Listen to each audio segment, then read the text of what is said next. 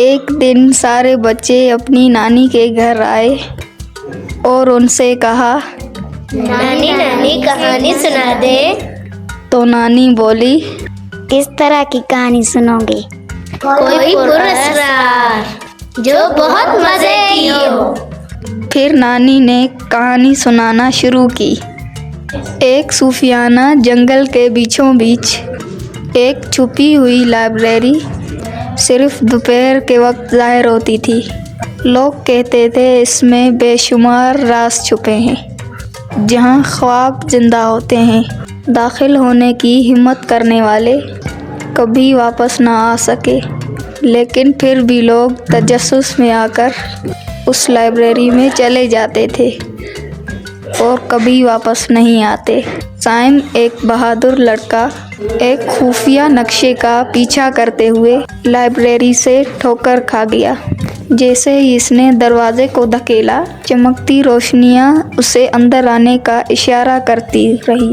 جیسے ہی وہ اندر گیا، دروازے غائب ہو گئے اور وہ اندر پھنس گیا۔ پہلے تو وہ بہت گھبرا گیا، لیکن پھر اس نے سوچا، یہاں سے نکلنے کے لیے کچھ تو کرنا پڑے گا۔ پھر اس نے وہاں پڑی کتابیں کھولنا شروع کی۔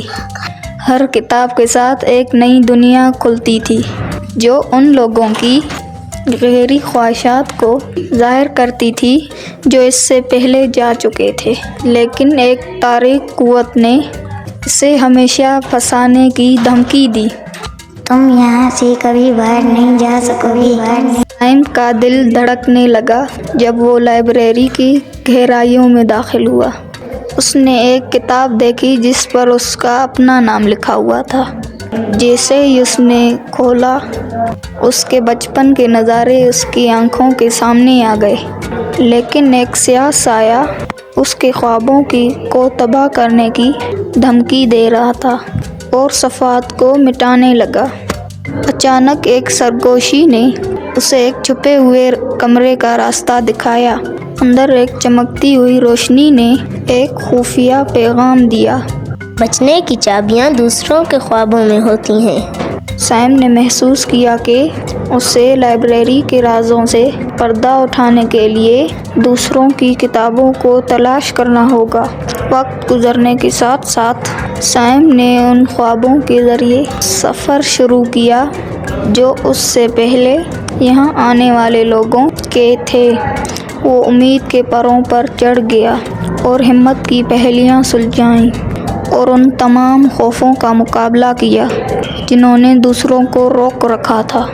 لیکن اس کے ساتھ ساتھ وہ تاریک قوت بھی مضبوط ہوتی چلی گئی اور لائبریری اس کے ارد گرد بدلنا شروع ہوئی۔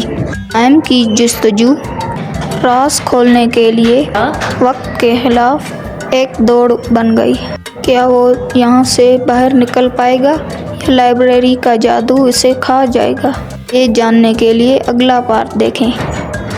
اگر آپ کو یہ کہانی پسند آئی تو like, share and subscribe. Thank you.